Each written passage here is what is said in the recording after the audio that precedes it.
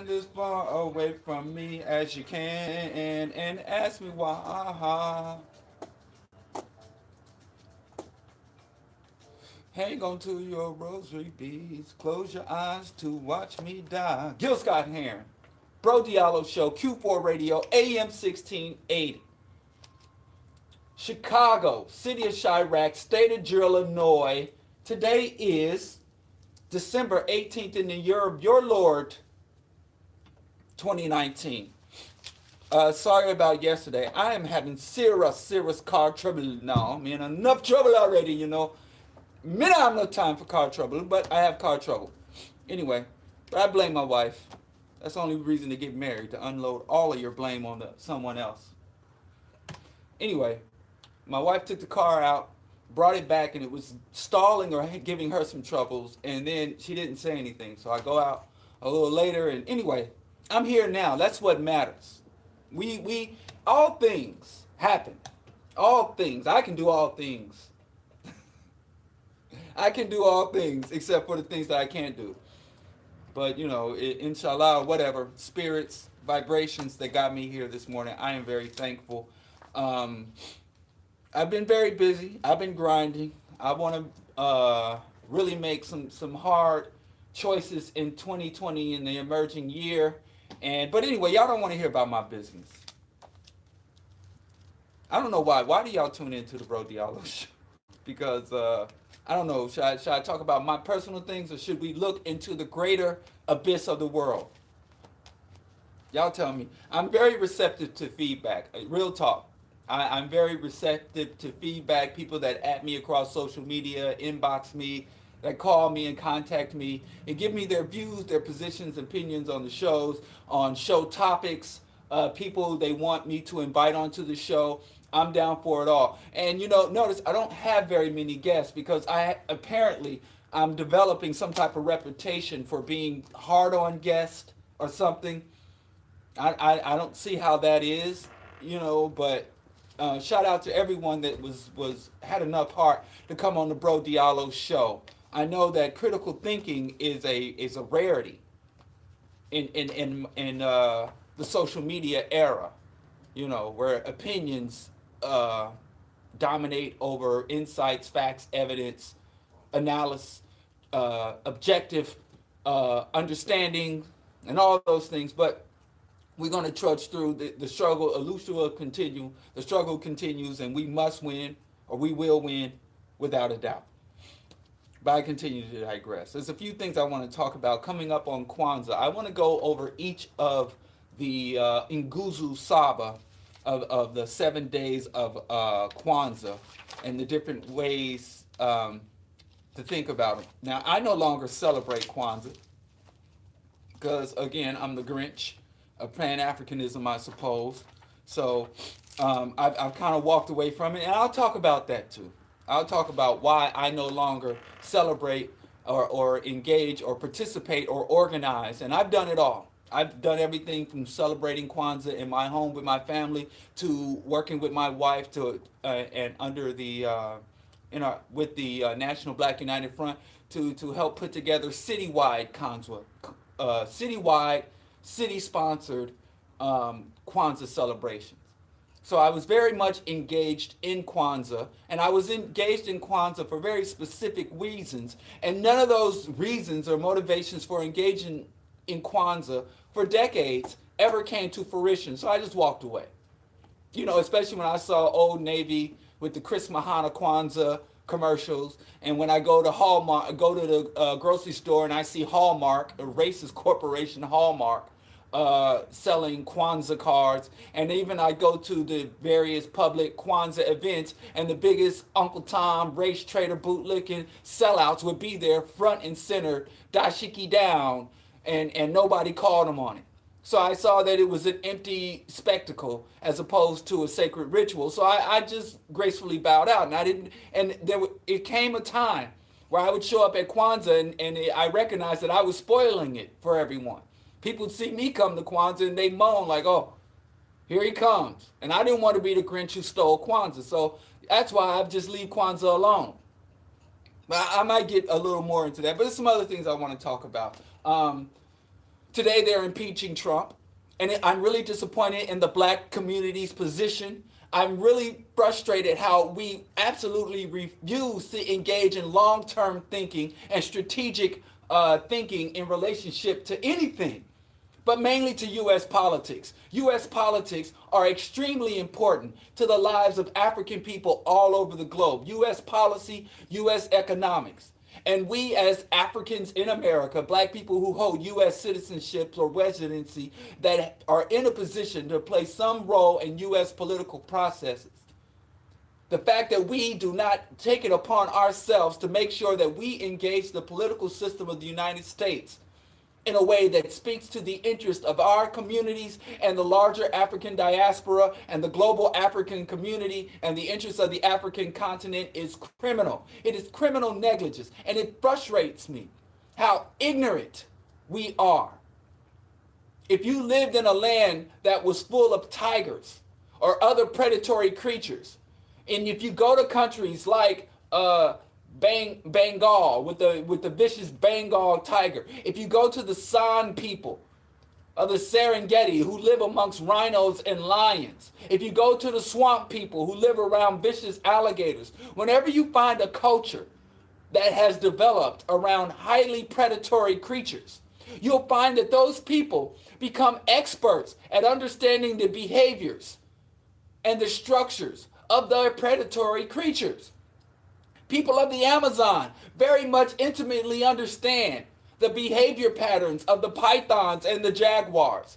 They look at the poop of the jaguar and the poop of the python. They look at the weather patterns. They look at the other animals, the herbivore animals that are preyed upon by the predatory animals. And they look at their migration and reproduction cycles because they understand how the migration and the reproductive cycles of the animals that are preyed upon by the predators affect the behavior patterns of the predators. They understand the mating cycles of the predators. They understand their sleep patterns, whether they are nocturnal or they operate in the day. They understand everything because they wouldn't be able to survive unless they had an intimate, thorough understanding of the predatory creatures that dwell within their spaces. So we as African people live surrounded by a race of predators. White people are predatory. They behave to African people like psychopaths, violent, parasitic, without remorse or empathy for us. And if you are white, then don't argue with me, argue with your people and your history. Because I'm not debating this with white folks. I mean, it's bad enough I gotta suffer. White folks want us to suffer their oppression and want to dictate how we articulate it. They want to dictate to us how we should feel about what they do to us. I ain't the one. Y'all can come take this microphone, these headphones, and unplug and turn off the power, and I'll just go about my business. But as long as I got a platform to say it, yes, we live amongst some predatory people and we understand nothing. We think it is a point of pride that we're ignorant of white people and how white people do. And it is suicidal. It is suicidally frustrating. When I talk to black people about what's going on with white people and black people, it don't mean nothing. They just gonna do what they do anyway. Every black person should have a PhD in white tea. We should understand white folks' mating rituals, their dietary trends, their dreams and aspirations and their fears. We should watch them, study white folks. Dick Gregory went around this country for 40 years entertaining us. Yes, he was an entertainer, but he was an edutainer. And I don't agree with a lot of things Dick Gregory said, but one thing Dick Gregory has been saying since the 1950s, study white folks. And they were like, oh, white people don't matter. And I had some sister jump online and say, well, white supremacy is going away. Just magically delicious. It's white supremacy. We ain't got to worry about that. I got to focus on me, or we got to focus on us. No other people behave this way. No other people. All other non-white nations do nothing but they got surveillance, spy. They trying to illegally finance politicians, from the Russians, who aren't accepted as white, from the Chinese to the Zionists. America's allies don't even trust America.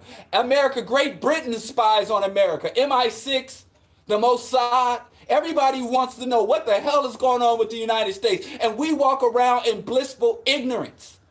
And I get so pissed off seeing how black people are dealing in this Trump fiasco. This Trump impeachment thing is just one small, minute seed, evidentiary seed to show me that overall, we're not paying attention. We playing games. We just letting stuff ebb and flow. We on the ship in the middle of the ocean. And we got anchors, we got a sail, we got a rudder. But we choose to pull down the sails, take in the rudder, pull up the anchor, and just drift. Wherever these waves, white crashing waves, wherever take us. And the same thing that keeps us afloat, the white waves, is the same thing that's trying to kill us. And we're in this obscene type of dance saying we need the water to keep us afloat, but the same thing is the water is the thing that's going to kill us. And I don't blame us for being in our position. We're not to blame for any of this, but we are responsible. Blame and responsibility are not the same thing. There are a lot of people who have absolutely no blame, who carry no burden of shame for things that go on, but they carry the burden or responsibility for correcting the wrong. And that's not fair, but as Bill Gates say, life isn't fair. So, I wish I hadn't quoted Bill Gates, but life is whatever you construct it to be. Life can be fair. In fact, life is fair. And it takes a lot of effort to make it unfair, I would say. But I digress. So just talking, and I'm not even just talking about the masses, the apolitical masses, the black Democrats, the black Christians, the black integrationists. I'm talking about conscious black people, so-called revolutionary black people. Coming to me talking about, oh, it don't matter. Trump get impeached. That's just, some people say he shouldn't be impeached, that the Democrats just ain't got nothing to talk about, which isn't true. They say that him being impeached wouldn't matter either way. It doesn't true. It doesn't impact anything. It doesn't true. So what? The Senate won't convict him, so what does it matter? It still matters. It matters a whole GD lot. But what matters, whenever I see a phenomenon going on with an individual or an isolated thing, I'm more concerned about the masses and how the masses take it than how the individual is affected. Because I'm a socialist for the people then. And this is like base level cursory stuff. So let me tell you just a few reasons why impeachment matters. First of all, y'all truly believe nothing would serve the interests of African people more than divisions and conflicts amongst our oppressors.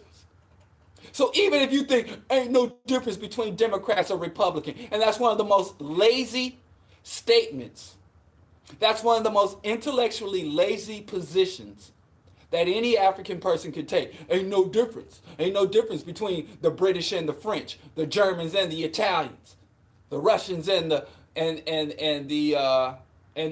NATO. Ain't no difference between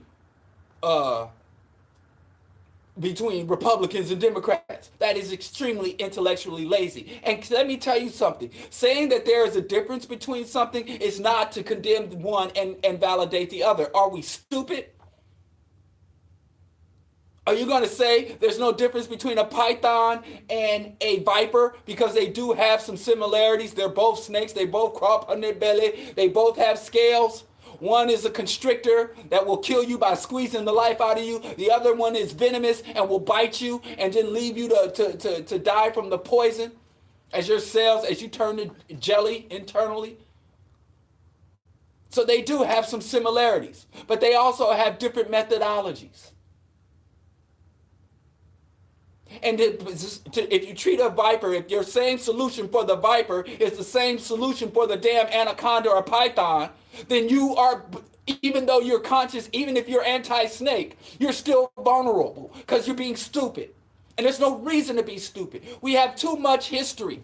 We have too much evidence. We have too much to draw on for any African individual to be stupid about the reality of African situation. So there is a difference between Democrat and Republican. You can acknowledge the difference between Democrat and Republican and still be anti-Democrat and anti-Republican.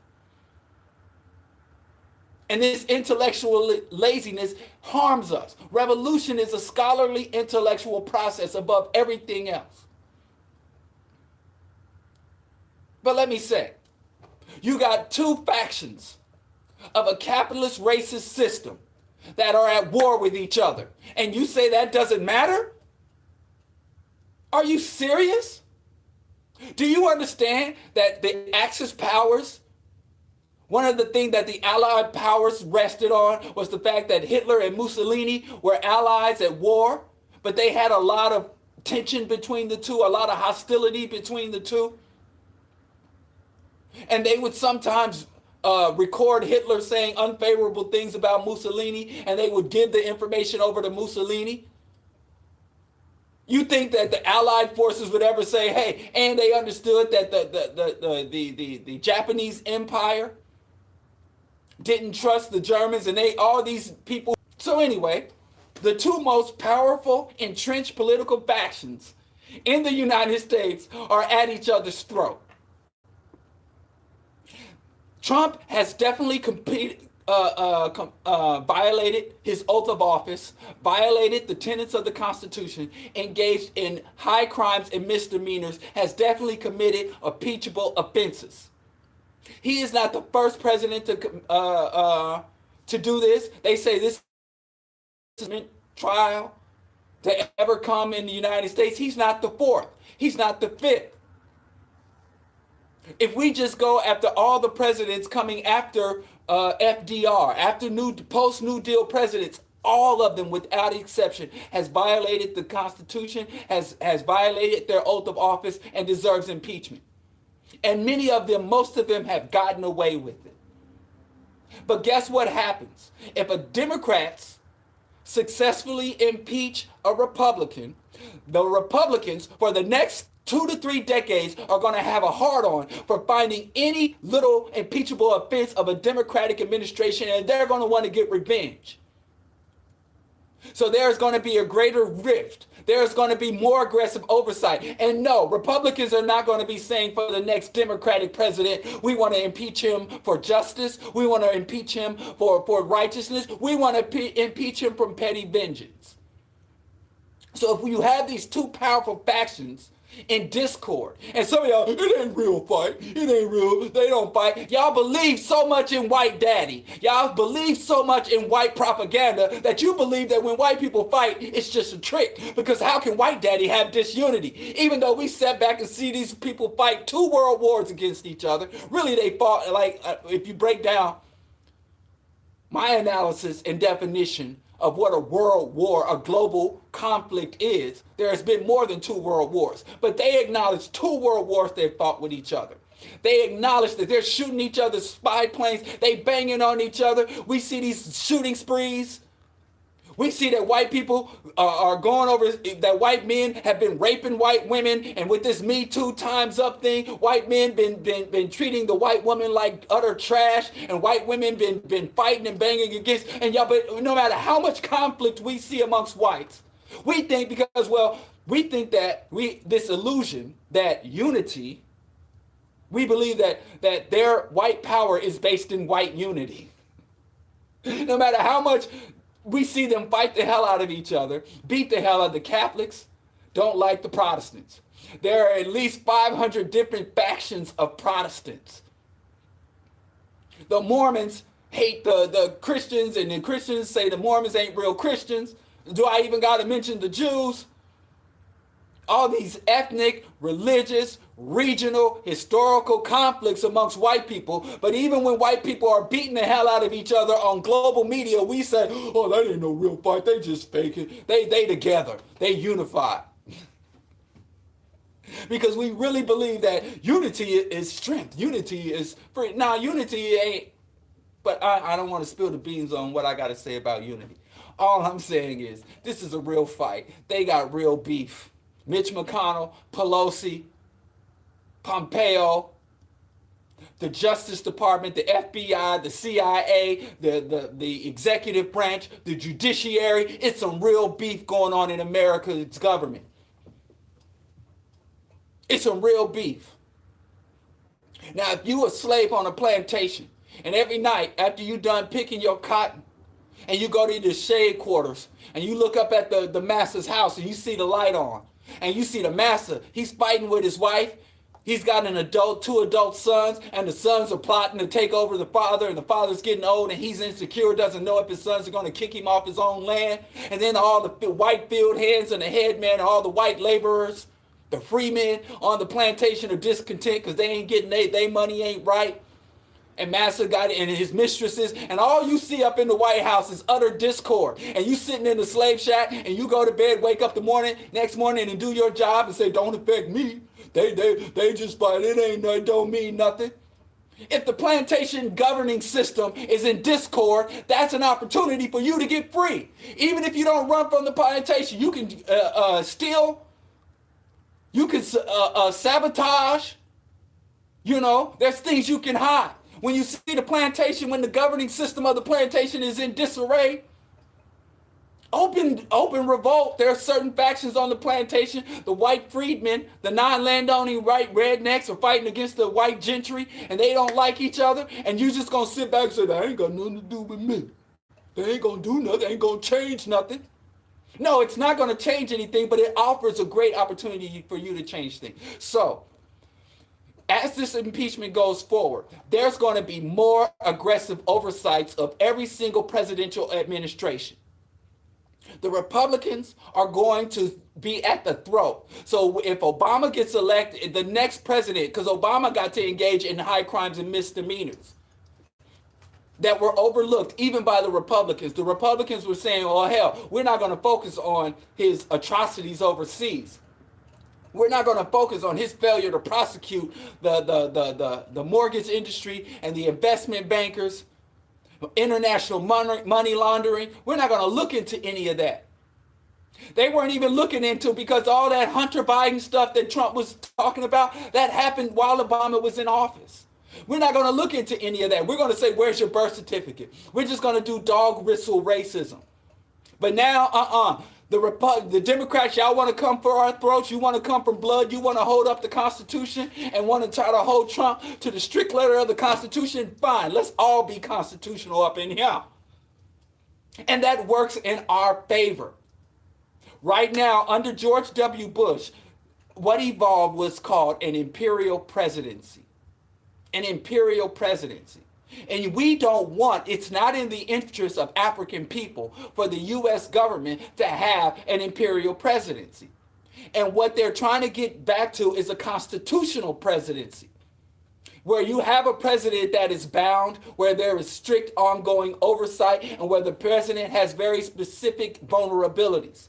You want tension. You want conflict. You do not want camaraderie and unity. Remember when Obama got elected, he says he wants to reach a hand out to Republicans. He wants to work with Republicans. He wants a unified federal government. That's not in the interest of anybody who's under the boot of a government. You don't want your oppressors unified. You want your oppressors at each other's neck. So just strategically, just basic common blood clot sense would tell you that if you are an African person in the United States of America and who is interested in any level of freedom or opportunity for change within Black America, within the African diaspora on the African continent, you should celebrate, welcome, and support the impeachment of Donald J. Trump. And it ain't got nothing to do with white folks. It ain't got nothing to do with the 25 women he allegedly sexually assaulted and raped and all that other stuff Trump did. Even if you are so detached, you pretend to be so detached from all things that are formal in America, and you live on this underground pro-Black utopia in your mind, you still breathe in the pollution, you still under the surveillance of the state, but you believe, "Oh, ain't none of that got nothing to do with me. I'm all about Black." You can't be all about Black, and Black is oppressed by white and don't pay no attention and have no vested interest on what happens with white. That's a lie. But let's run with that lie. Even so, Black people should support the impeachment of Donald Trump, even if it's not under constitutional grounds. I support the impeachment. Trump should be impeached. I commend the Democratic Party for stepping up and impeaching Donald J. Trump. I still criticize, condemn. I am not a Democrat, and if it's not, and I would never vote for the majority of the Democratic candidates. If they get on the ballot, I wouldn't vote for them. I didn't vote for a Democrat in the last election. I voted for Jill Stein. When Obama's second term, I didn't vote for Obama. When we have local elections, the primary party that I vote for Congress and local election, even if it's something as minor as the water reclamation, comptroller, I generally vote for the green candidate. I am not a Democrat. I'm not a registered Democrat. I'm not an ideological Democrat. I ain't no kind of Democrat. But what I am I'm not even a Green Partyist. I am a Pan-Africanist. I am a rational person. If you give me an opportunity to engage the political system, I'm going to engage that political system in a way that serves the interests of my community. And nothing more, for no other reason. And I talk so much about black politics. There are no really black politics. Black people think if you want to be political, you have to join one of the white political factions. And you have to act according to one of the white political factions. And the only thing worse than a black Democrat or a black Republican, the only thing worse is these people like Umar who are trying to be black apolitical. I don't vote. Like that's something. Like that's an accomplishment. And it's really stupid to say you don't vote. Because anybody who says they don't vote don't understand election. Because 90% of things on the ballot is not politician. You can go to a ballot and a ballot can have 25 items. And out of those 25 items, 4 or 5 of them will be Republican, Democrat issues on that ballot. Everything else on the ballot reflects the quality of your water. How they will find and how to allocate a city finances. It's not. It's budget. It's structural and infrastructure, administrative. It ain't got nothing to do with Democrat or Republican. And you tell me you won't even engage in low-level electoral politics, but you're ready to go govern in one of the biggest resource-rich, complex continents on the face of the earth, which is Mother Africa. You telling black folks, let's go back to Africa, when you can't even do a minor little ward. 1 billion Africans, you ready to lead 1 billion Africans to political liberation, but you can't even engage intelligently in a ward of 10,000, 15,000 voters. What kind of liar are you? So I care little about the impeachment. I care more about how we understand it, how we engage it, how we interpret it. Even if the community says no, black folks, we're going to disengage from the impeachment hearings. We're not going to support Pelosi and Schumer. We're not going to support Trump. We're going to completely disengage. We're going to turn our backs. And I would say, okay, this is the community's determination. Why? Why are we doing this? Why this particular mode of action as opposed to others? And if you give me some reason, say, well, by disengaging from the political process, by openly stating and publicly stating that we do not support impeachment or exoneration, then this is how that action or that determination will serve the interests of African people, A, B, and C. Even if I disagree with it, then I'd be like, this is how the community's going to move. In 2008, I was a card-carrying member of the National Black United Front Kansas City chapter. And I had a restaurant that was a gathering area where everybody came there. If you wanted to be within the political circles of black Kansas City, I don't care if it was school board, I don't care if it was alderman, I don't care if it was city contract, black entrepreneurs, black militants, the black nationalists, black socialists, black Hebrew Israelites, whatever. If you wanted to plug in on a daily basis, if you wanted to be engaged with black Kansas City, you came to the vegan restaurant that was set up by me and my wife. Everybody came through there. Many deals for black Kansas City, many political black campaigns for aldermen. The black conspiracy to overthrow the school board was all hashed out in Cafe Seed. It was a political hub. And people would come there and discuss all manner of black Kansas City over our vegan food, smoothies and coffee and tofu, right? And in that time, 2 blocks north of us, one of the major hubs for the Obama campaign were there. And there was this guy named Spark. He was the co-chair of the Missouri, the whole northern Missouri um, Obama campaign, that whole reach, a whole span from Kansas City, Missouri, all reaching all the way as far as Columbia, Missouri. And then from there to St. Louis, it was another hub. And every day he would come from the Obama office and come sit there and hold court right in our cafe. And he came to me one day and he was like, I don't see any Obama posters in your restaurant. Every day I come in here, I drop off stickers and bumper stickers and all kind of stuff for the Obama campaign. Yes, we can. Si se pueda. And I don't see it ever put up. And I said, I wouldn't put up anything pro-Obama because I don't support Obama. And he was shocked. So he's like, oh, I respect that. So he left. A couple of days later, he comes back with one of the highest ranking members of the National Black United Front, Dr. Linwood Tahi. And they walked in and they sat up front. They ate. They left a good tip. And then as we were closing down, if you know anything about a black political establishment, you don't close until all the people, the big people leave. So I couldn't close the store because Dr. Linwood Tahi, economist, was sitting there. Spark Bookhart, an administrator in the Obama campaign for Missouri, was there. And they were sitting up front. All the customers had gone. Even my wife had shut down the kitchen and she went home. And they come to me. And they were like, what's your problem with Obama?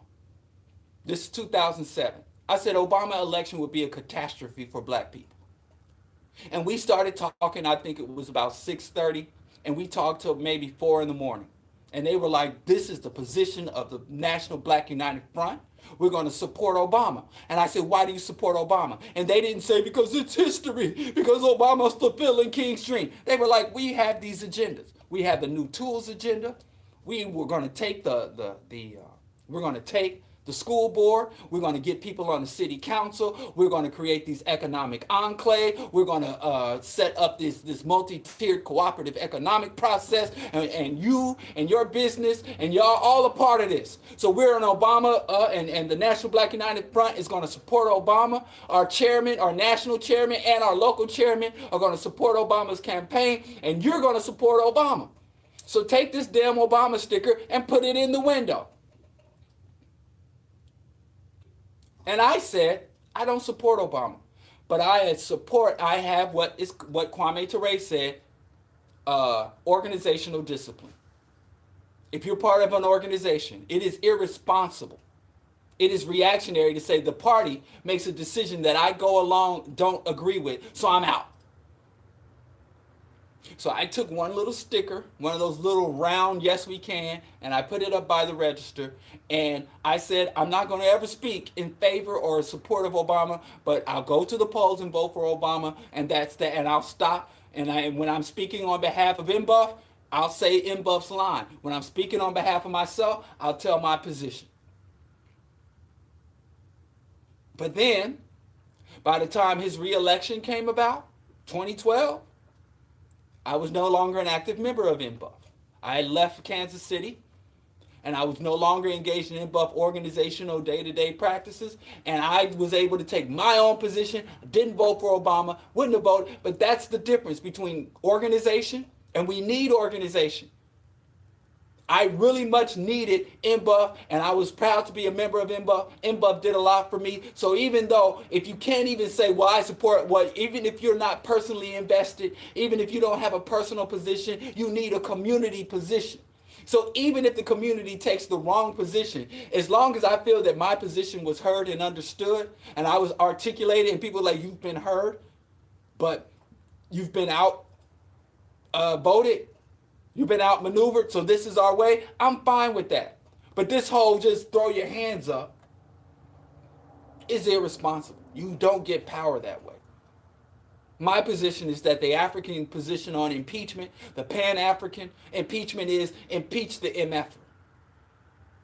Dump him. Dump Trump. And then there will be a cascade of consequences. Even an unsuccessful impeachment means that Washington, D.C., Republican versus Democrat, is going to be much, much more higher stakes conflict.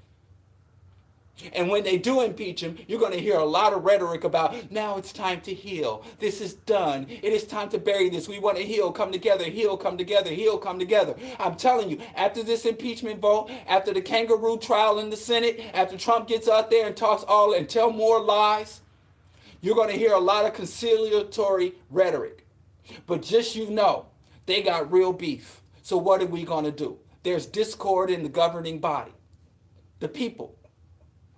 Now, everybody else seems to understand this. When you look at Brexit, when you look at the so-called war on terror, when the United States is the one who's built up the Mujahideen and turned and morphed or metastasized the Mujahideen into ISIS, there are other factions around the world that watch the dominant powers, the dominant political, military, and economic powers, and watch for fractures, for breaks in the dam, and take advantage of those breaks. And this is how we have to function, and it's not unpleasant. So you might have to do things that you don't like to do when you're interested in liberation. Too many people come to black liberation movements to express their personal freedom, not to secure our collective freedom. The pro-black, conscious, woke, revolutionary environment is not the place for you to express yourself. That's not what it's for. And I'm sorry. Yes, you can express yourself, but that's not the purpose of it. The purpose is securing power, resources, liberation, to provide a bulwark, a stopgap to the agendas of our oppressors. The purpose is to destroy our enemies and build up our people and our allies. As a byproduct, and I know people are like, well, that's why I ain't with the black movement. Because you don't understand why the hell you came to the black movement. Just about every black person you meet that's over 35 has spent some time in the movement. In some kind of way. They might even join a fraternity or sorority and walk around with Nefertiti heads. And Nefertiti and a little Nefertiti bust with Greek letters around it. Big contradiction. But you'll find most black people, after they get to a certain age, have been part of some movement. Black Lives Matter, National Black, the Asar Set Society, the Nation of Islam. And then they're like, oh, I ain't with that stuff. The reason why is because you went in there with the wrong damn expectations. We got wrong expectations for every damn thing. We go into the voting booth, think we can vote for freedom. We go into black liberation struggles thinking we can do our own individual thing in a collective organization with a collective mission. We walk into church thinking we in there for salvation. We go to the wrong places asking for the wrong things and then get pissed off when we don't get what we believe we deserve. Stop being stupid. Stop being blissful. And if this don't apply to you, then no, hey. So support impeachment. That's all I'm saying. And challenge black people who say it don't matter. Tell them how and why it matters. It matters. Internal discord amongst our enemies. We want the president, I don't care if it's any future president, to operate under insecurity, under greater scrutiny. We want the executive branch to be in ongoing opposition to the legislative branch. We want a great rift and open hostility between Republicans and Democrats. We want the judiciary and every other bureaucrat to be under fear. And they love that tit for tat. So everybody getting impeached. I support the impeachment of Trump. I support the impeachment of Pelosi. I support the impeachment of liberals and many Republicans. I'm not in the power to do it. But now it's going to be impeachment palooza. It's going to be an orgy of impeachment. You've already seen all these documents. We're finding out things about the government, about the FBI. When Trump gets up and says the FBI is full of it, we already knew the FBI was full of it. But up until Trump, every president was like, well, I want to commend the brave agents of the FBI. I want to commend them. And we already knew. Now we got a president that is challenging the legitimacy of the FBI, that's contradicting the reports of the CIA. They're all bad. So when two evil factions go at each other's throats, here's a saying you need to think. When the lion and the jaguar go to war, or when the lion and the cheetah go to war, who should the antelope root for? The lion and the cheetah all got together to beat the hell out of each other. And the antelopes are like, it don't matter. They ain't gonna change nothing. No, it won't change anything. But what it does, Trump's impeachment doesn't change anything. But what it does is give us an opportunity to change things. It creates an opening, a crack, a fissure, a discord, disruption, confusion, loss of confidence, loss of faith in the system. We could do a lot with, we could work with that. Those are tools. And somebody, your own oppressor comes and says, here's a toolbox full of instruments and weapons you can use against me. You're like, I don't want them weapons. It ain't gonna free. Weapons ain't gonna free you. No, weapons don't free you, but they're great instruments in helping you to free yourself. And why do I have to say any of this? My mind is blown. Let me say one more thing, and we're gonna get to unity and self-determination. January 1st, just a couple of weeks from now, recreational weed is supposed to be legal. And all of the black aldermen and our black mayor and all these other token Negroes are up in arms because black people in Chicago have been completely locked out of the recreational and medical marijuana industry. They had a lottery where they gave out license for dispensaries. I think they want to open, there's about a dozen medical dispensaries in operation, and then they want to do at least that many recreational dispensaries. And every aldermanic districts will, I think, will have a couple, so many licenses to dish out. And so when we were looking into this about 4 years ago, there's an entrepreneur here, a brother named Norman, who owns a whole strip. He has a club, a restaurant, a theater, and we had a small cooperative business there. And he wanted to partner with us because he wanted to invest in a medical, and he wanted to do edibles, and he knew that we used to do food and catering and all that. So he basically wanted us to create vegan organic edibles. And so we would work with the medical marijuana professionals. We'll come together with vegan black bakers. He wanted it to be all black. We were going to make vegan cupcakes and pudding and infuse it with marijuana. Vegan, organic, cannabis infused.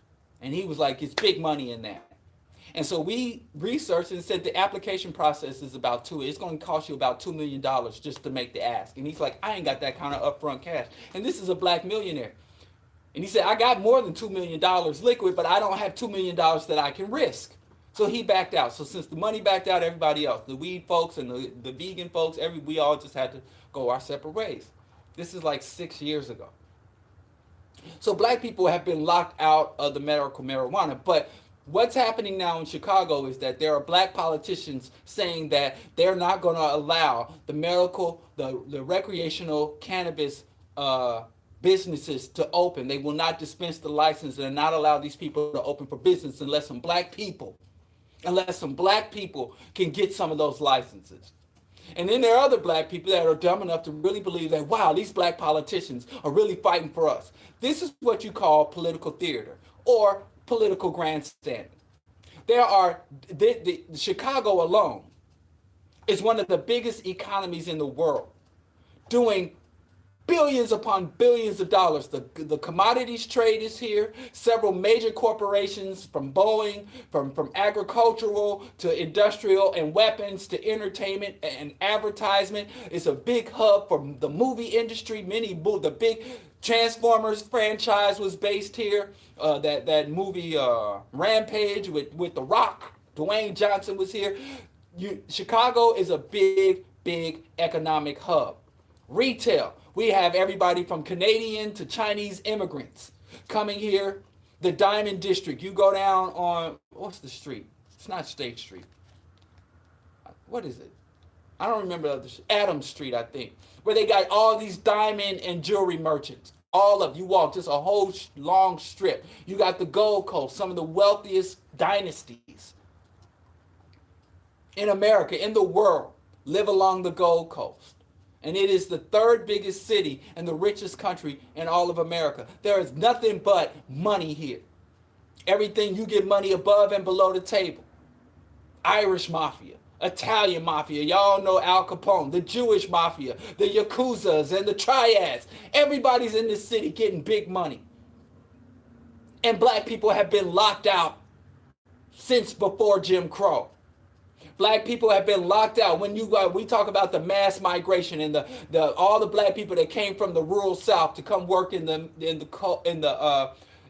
what's now called the Rust Belt, work the yards, the dock and shipping yards, to work in the back of the yards. And there used to be Chicago was a big hub for the meat industry and the slaughterhouses, all on the west side, not even too far from where I'm sitting right now in Ukrainian Village. You got all these used to be stockyards and stockades with all this cattle.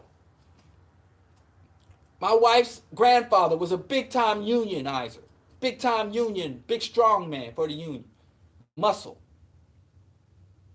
And black people have been relegated to the lowest rungs of all economic activity in this city. Construction, retail, commercial, distribution, transportation, the tech industry. We was hooping and hollering, we black people need STEM for tech jobs. Engineering. Hell, even policing. They had the biggest Uncle Tom monkey shoe dance shine boy they could ever put in a high position. The blackest face in the highest place in the police department. And the whole time Eddie Johnson was a cop, the low-ranking white police officers disrespected him. They were gossiping about their own police chief to Donald Trump. And then Donald Trump went and told that gossip to Fox News, and Fox News was dissing him. Black people have been locked out of Chicago, and every time we step up to try to make an economic move, they get Fred Hampton.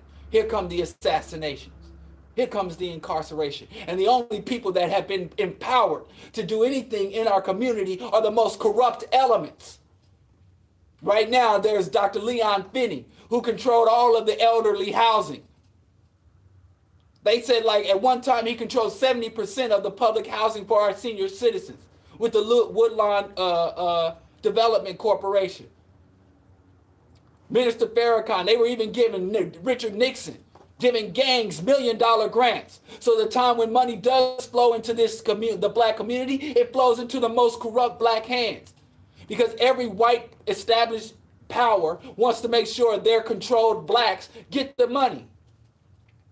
So now, all of a sudden, after almost 50% unemployment of black males between the age of 16 to 25, 48 to 50% unemployment, after depression levels and poverty rates, after record levels of foreclosures and homelessness and poverty and despair, and all these black aldermen and black mayor then resided over all this black political and economic redlining and oppression, all of a sudden, overnight, all of them have become Garveyites.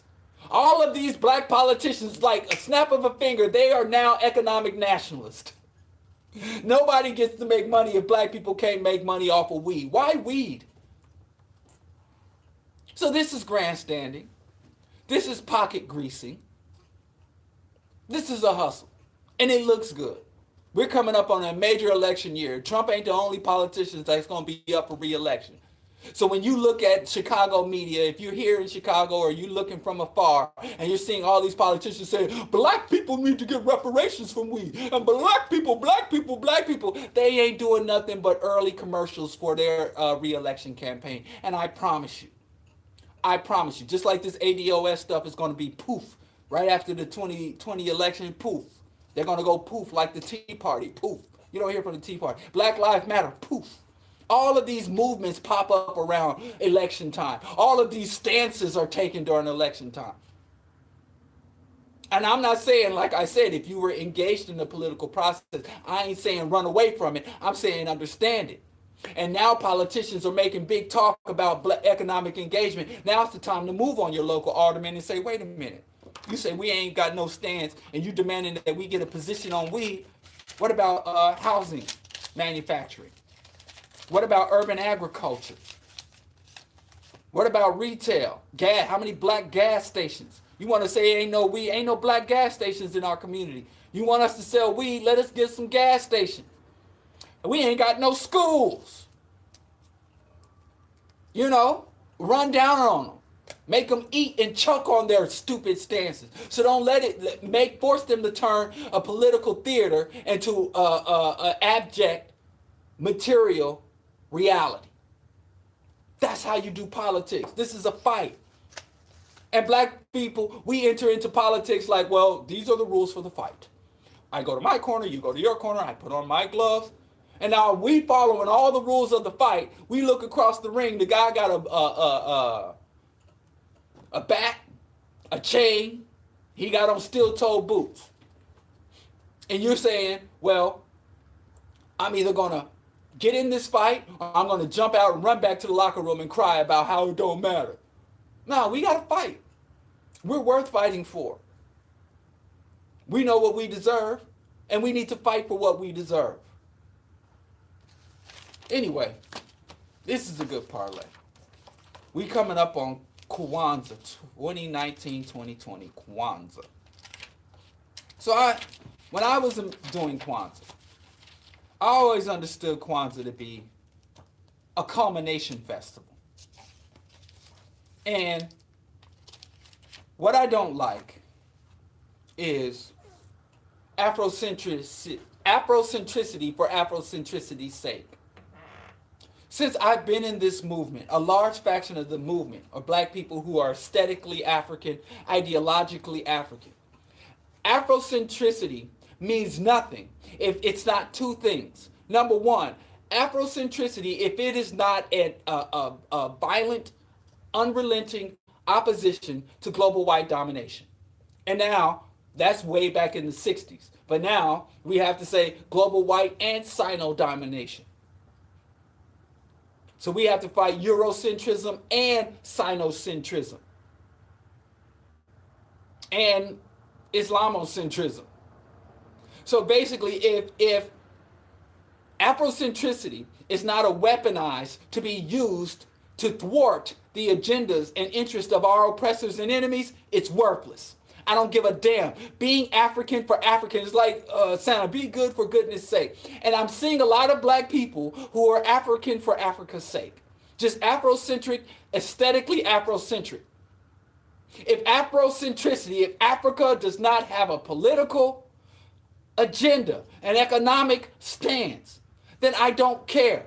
And I just yesterday, I promise you, every day, not just yesterday, but every day I come in this city, I see black folks that are so African. Their passport is so stamped up. They go back and forth from the continent. They come through here with these heavy mud cloth coats and this wonderful copper jewelry that's supposed to vibrate and radiate. They got crystals, whatever.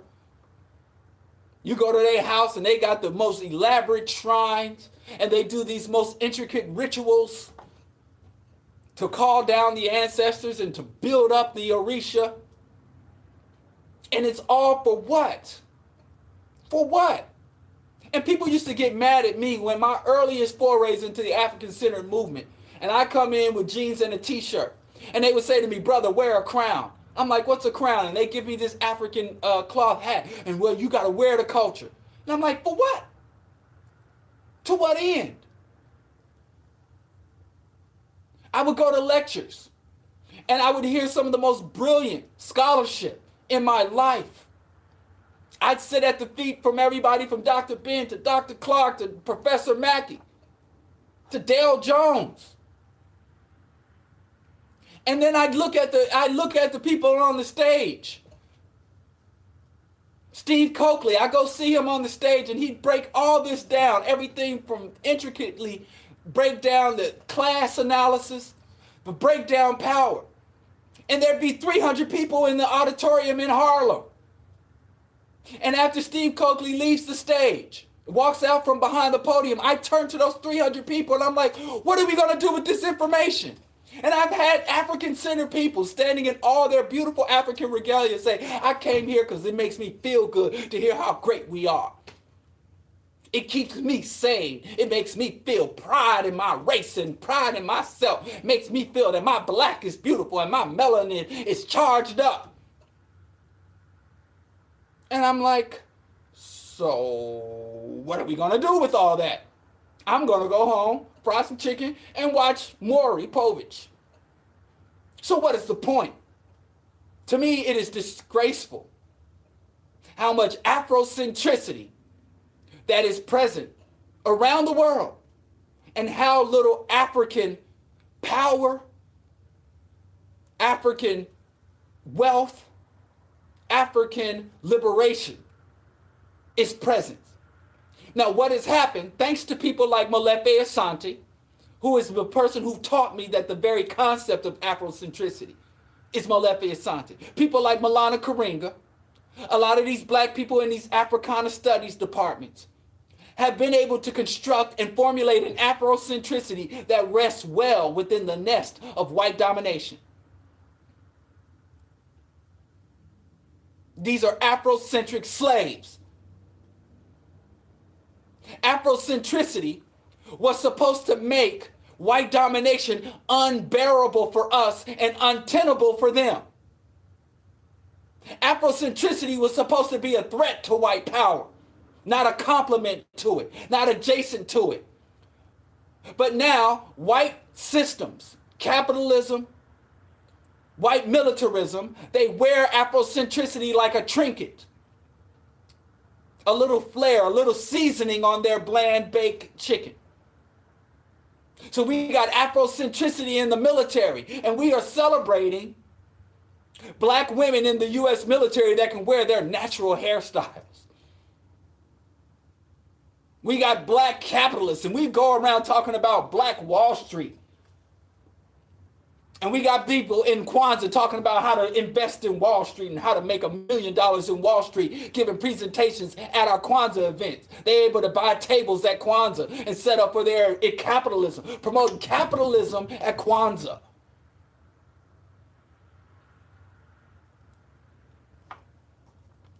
So there's a lot of empty Afrocentricity or African-centeredness. All right, they changed the phraseology. And it's always disgusted me.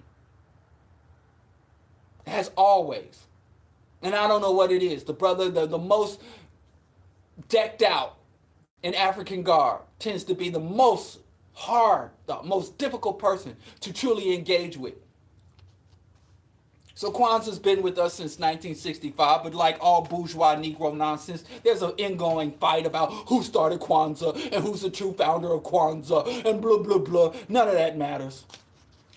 We know the corrupt Karinga carries the crown for incorporating Kwanzaa, the corrupt Karinga Claus, as I call him this time of year, and he gave us the Nguzo Saba.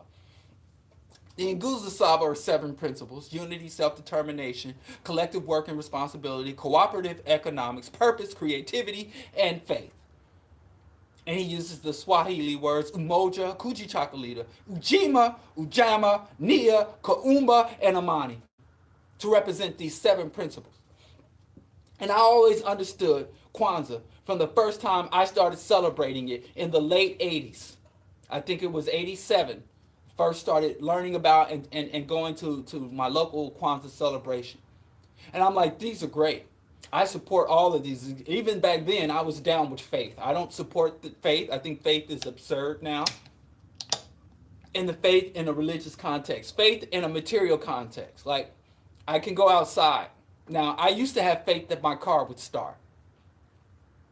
Faith is basically belief in something that is unseen.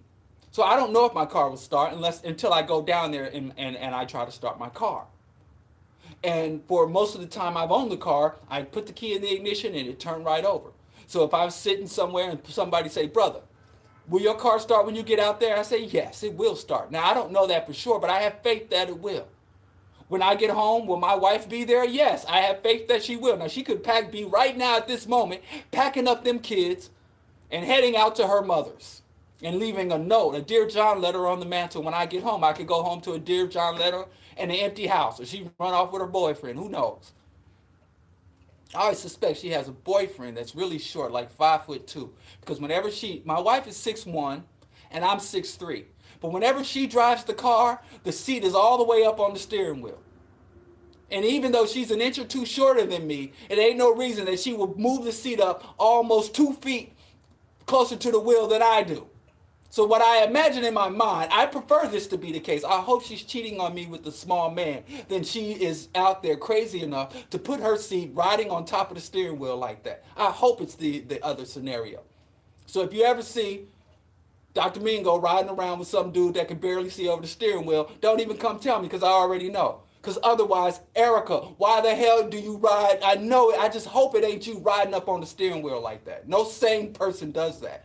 I can't even get in the car after she drives it and without having to put the seat all the way back.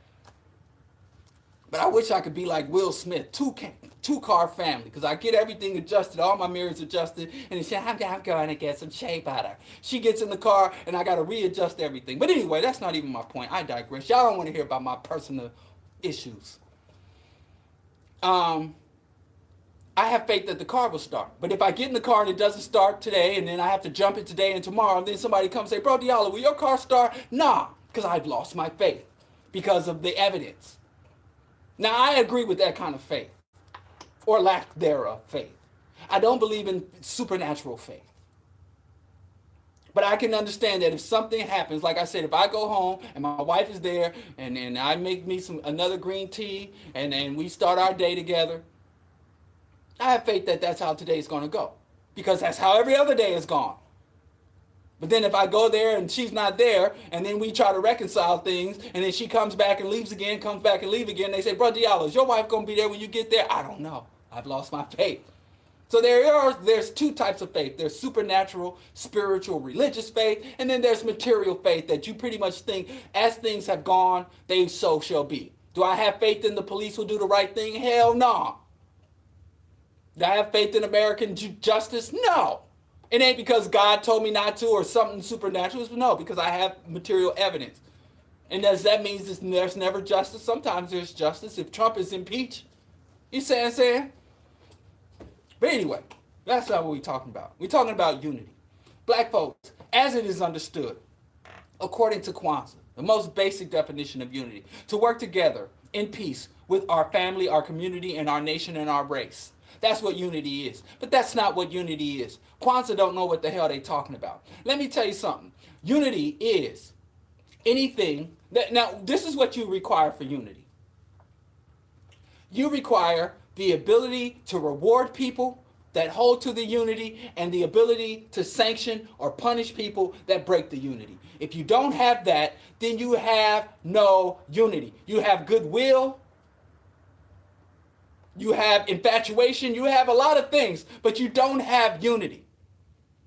And there are different forms of unity. There is structural unity, there is agenda unity, there is whole or partial unity, there is transient unity. Unity is not this, and I hate the concept of unity at this point because every time where I go, I find 1,000,001 black folks 100% of the time. I don't care where you find black people. You can walk into the Baptist convention, you can walk into black conservative circles, you can walk into a room of black Satanists. Wherever you find a room of black people, you will find an absolute 100% consensus that they support unity and they want black unity. I, to this day, have not found one black person that doesn't want black unity. But we don't have unity. How do you get to a situation where almost 100% of the people claim to want something, but nobody has it? Because everywhere I go, every time I'm in a gathering of black people that come together to try to do something serious, that come together to try to address any of our issues, you'll inevitably have some ham bone stand up and say, we ain't unified. We need unity. I hear that every time without exception. Whenever I'm amongst black people. I was just at one of Dr. Obari Cartman's events talking about rescuing black youth and black male youth, and he had a bunch of black parents come to talk to other black people about how we raise black sons in one of the most dangerous environments for black males, the south side of Chicago, because you got the police trying to murder and lock you up on one side, and you got the gangbangers trying to recruit or kill you on the other side. And how do you navigate such a system? And in that meeting, it was probably about 35 to 40, maybe even 50 black people sit together in a room to talk about some serious issues related to black folks. And somebody inevitably got up and said, unity, we need unity. And everybody was like, oh, yes, unity, unity, unity. Not one person has ever gotten up in all my life and said, instead of we need unity or we lack unity, nobody stood up and says, I offer unity. I am here to give, not to call for unity, but offer unity. My availability are on these days. I have 2 days out of the week. I have these particular skills and abilities. I have these particular resources available. So here is my unity card. And anybody that's doing anything productive or positive for African people, here's my unity card. And whenever you're doing something, file under agriculture, file under community defense, file under economics, file under social and cultural. I'm a DJ. I'm an African dancer. I can come hype up your cultural event. I offer unity. I've been with some of the most effective black organizations, from Sons of Man in New York to the National Black United Front in Kansas City. And I never see anybody in the black liberation struggle take a grounded, practical approach to unity. Unity is like Jesus or the ancestors. It's this grand ethereal thing we all claim to love, but nobody seems to grasp. Unity is not about feeling good. Unity is not about getting along. Unity is not about liking each other. Unity is not even about all wanting the same thing in the same way on the same day. All unity is our ability to bring people to a certain action based on what they will receive if they do and what they will lack if they don't. That's all unity is. It's not mystical. It's not anything we should worship or fear or cry about or celebrate. It's just a fundamental practical fact. So if you want to do something, let's say you have a grand mission. I want to liberate all African people. That's the grand ultimate mission. What are the practical daily steps that I need to liberate African people? One, I need to educate African people. No, well, and what do you need to educate African people? I might need a social media account. I might need access to information myself because I don't know spit. So now I need access to information. Is there a local bookstore? Do I start a study group? Do I, instead of trying to be the scholar, do I just find the scholars in my community and push them forward? And now I need people and to facilitate and create a location where we can get this information to gain the understanding, and I need to promote. So then I go to people who have the ability to promote event. I go to people who have the space. I go to people who have the information. I bring them all together, and we agree to do this. And if you do this, individual, you who do promotion, you who have the event space, you can come out and say, hey, I'm doing something positive for the community. I'm giving back to the community, and I am a part of something that is fulfilling and enriching of my people. The scholar gets more exposure, can sell his book. The graphic designer, you can come and say, hey, and on all the stuff you put your information on, they like it. So you do making the flyer. Everybody gets a reward. And if you don't unify with this, if you don't work with this, then we're going to let the people know you're only here to extract from the community. You're not interested in giving back. But if you hold to the unity, this will be your reward. You'll be introduced to a whole new market, a whole new community. And then if you have hardship, if your child gets their head split open by the cops, it won't just be us doing it because it's right. We'll know, this ain't just some regular black person that was going about this life. This person is somebody who fought and stood for us. So we're going to get justice, no matter what. That's how you do it. What are the rewards? Anytime you ask some black person to be unified, you say, what do I stand to gain? What do I stand to risk? It ain't about love. It ain't about even right or wrong. It's about the practical outcomes. If I hold to this unity, do I stand a potential to be in a better position on the other side of that unity? And what is the timeline for that unity? Do you want me to give my life? Who are you, my Lord and Savior Christ? Say, no, we have this particular agenda. It's going to take us 3 months or 5 years. On the other side of that unity, we will be able to sit down and renegotiate the terms, evaluate the successes and the losses, and then trudge forward. You got some people, organizations that have been around for over 100 years, NAACP. You got been more than half a century in the Nation of Islam. They've never reopened their mission statement. They've never done an auditing or an evaluation. Unity is about accountability. You can't have unity if the people who hold to the unity are not and get full disclosure about the motivation, the means, and the outcomes of that unity. So I would like to say, in this time of Umoja, in the time of Kwanzaa, if you're going to be participating in this spectacle of Kwanzaa, you start to say unity ain't about us all dancing in step, us all humming the same tune in the same harmony. It's about us holding to a laid out specific agenda, and everybody having the proper access to the information and the agenda. And the leaders of that unity, the rank and file members of that unity, are all held accountable. And we are told when we enter the unity, what do we stand to gain? And not some ethereal, you will get your freedom, you will get your self-love. No. Tell me materially.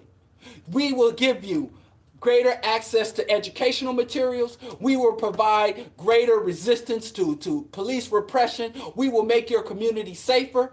This is the crime rate, the homicide rate, the level of rapes in your community. We're going to unify for this particular action. On the other side of this, here are the demographics, here are the stats showing that there has been a reduction in violent crime, a reduction in rape, a reduction in prison recidivism. So as you held to this unity, these are the payoffs and the outcomes of that cotton-picking unity, not some feeling or belief. We got to stop playing with these concepts. And Kwanzaa is a good time. And I've been going in it. I said Kwanzaa 365. When I was participating in Kwanzaa, every cotton-picking years for over a decade, I would say to the organizers, this is a harvest festival. This is a culmination. So every Kwanzaa should be all about reviewing what we accomplished over the last year, what we failed to accomplish, and then laying the groundwork for the next year's work. It shouldn't just be celebration for celebration. We're going to celebrate Black Pride. Man, to hell with that. Like KRS once said 30 years ago, black and proud, irrelevant. I'm black and intelligent. Yeah, you take that Black Pride. We got been there, done that, done. And I'm not anti-Black pride. But it has run its blood clot course. We need to grow up. And not individually, not personally, not chronologically. Ideologically, it's time to advance. We're using outdated methods, outdated analysis. And we got outdated goals. We want to open our own weed store. No, we need to upend the whole economic system. The hell? More black capitalists. That's their solution for everything. Of course, black capitalists are going to say the solution is black capitalism. No matter how many times it fails us, that's what they're going to sell us. So, unity is a practical, code, hard, verifiable, documentable, reviewable, measurable.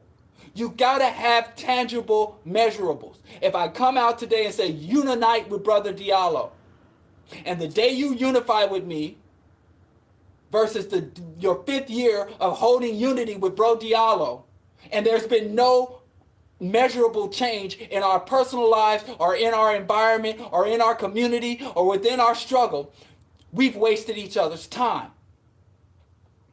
And you can love me and I can love you. What did Tina Turner say? What love got to do with it? Unity is political. It's strategic.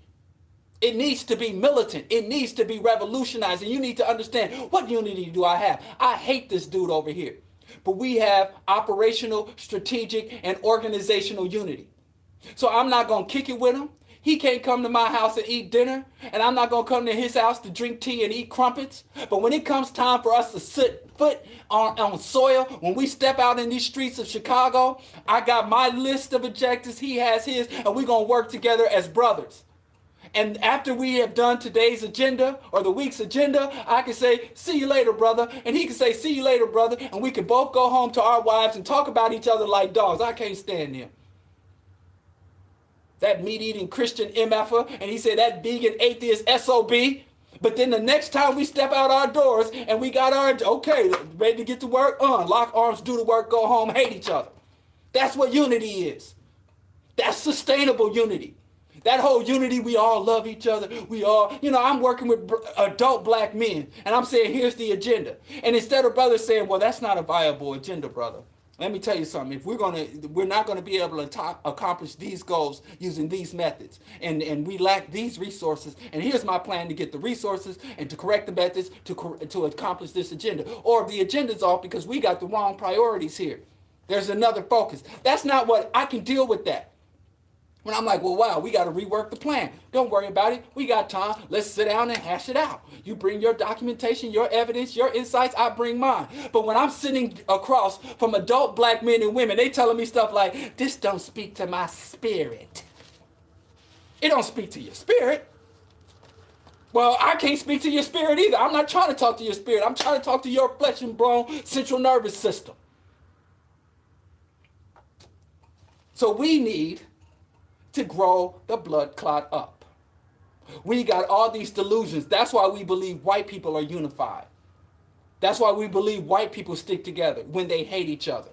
Trump literally has a unified coalition of Zionist Jews, neo-Nazis, hate each other. They're all evangelical Christians who like the Nazis, but they hate the Jews. The Jews hate all of them. But all this, his coalition of nationalist patriots and globalist capitalists. He got white trash and white elites.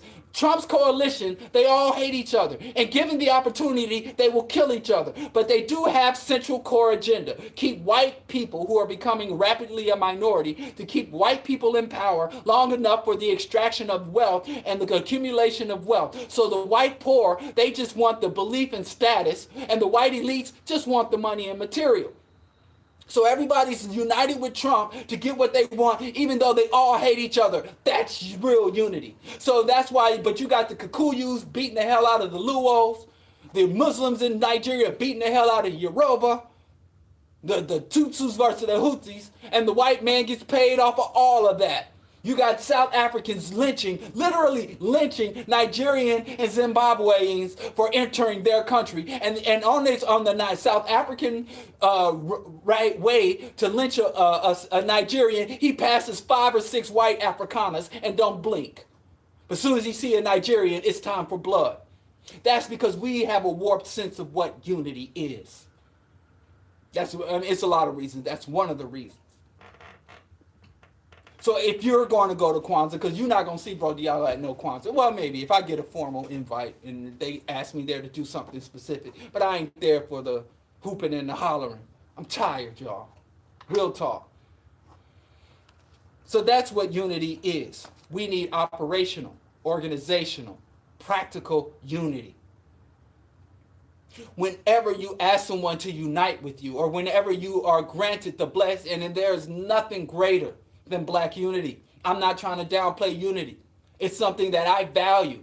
I can't seem to hold it. Every time I get some black folks to unify with me, the shit crumbles and falls between my fingers.